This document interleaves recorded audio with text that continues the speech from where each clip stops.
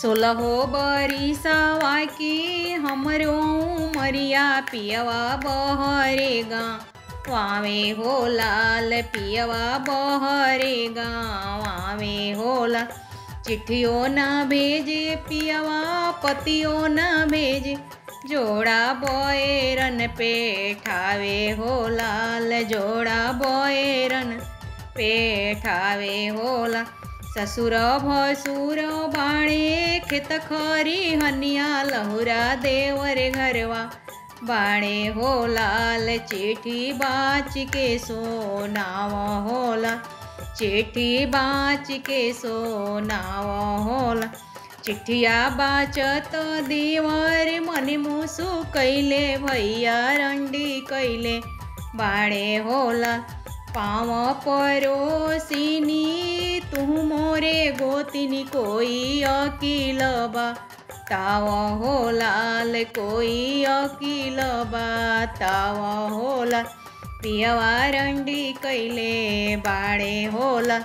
मथवा बनाइले हूँ मंगियाटी कैल कस बिनिया बनी जाहूँ हो लाल। रोड पर नाच पसरिह हो लाल रोड पर नाच पसरिह हो लाल। मतवा बनाई लेली मंगियाटी कैली कस बिनिया बनी गईली हो लाल। कस बिनिया बन के चलली हो लाल रोड पर नाच पसरली हो लाल।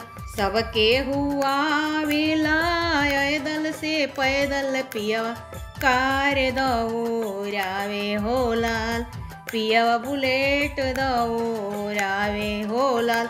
सबके हु देखेला नाच से काच पियवा मुँह फेर के बैठे हो लाल पियवा मुँह फेर के बैठे हो लाल। पचरे भैया के एके बहिनिया काहे कसबिन भइलु हो लाल काहे कसबिन भइलु हो लाल।